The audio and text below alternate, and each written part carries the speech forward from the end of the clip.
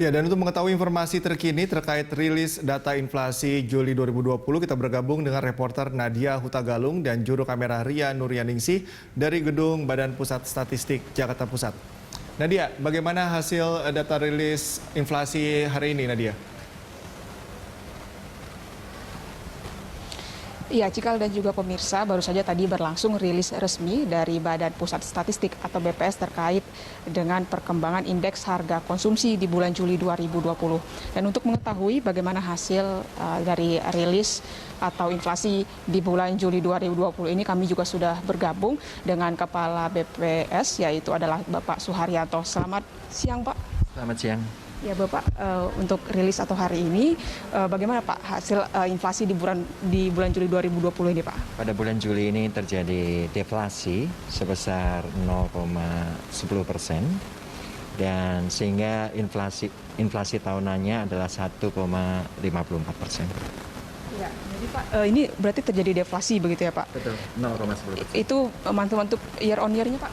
1,54%. Ya, untuk tahun kalender Pak? 0,98%, jadi masih di bawah 1%. Baik, ini untuk pemicu sendiri boleh dijelaskan Pak? Kalau kita lihat deflasi pada bulan Juli ini terjadi karena menurunnya berbagai komoditas harga bergejolak. Di antaranya adalah penurunan harga bawang merah, kemudian bawang putih dan daging ayam ras. Tetapi juga ada penurunan tarif angkutan udara. Yang mengalami inflasi, kenaikannya lumayan dominan, itu karena ada kenaikan harga emas. Tapi secara keseluruhan, kita masih mengalami deflasi 0,10%. Baik, untuk kota-kota di IHK begitu Pak, ini bagaimana Pak? Boleh dipaparkan sedikit? Ya, BPS memantau ada 90 kota IHK, 61 kota itu mengalami deflasi dan 29 kotanya mengalami inflasi. Jadi kalau kita lihat deflasi tertinggi itu ada di Manokwari, inflasi tertingginya terjadi di Timika. Jadi mayoritas dari 90 kota itu mengalami deflasi. Baik Pak. Tadi Pak, maaf Pak, boleh diulangi lagi, tadi ada beberapa kelompok pengeluaran begitu ya Pak? Ya. Yang untuk deflasi ini tadi boleh sekali lagi Pak? Yang pertama yang paling tajam adalah kelompok makanan, minuman, dan tembakau.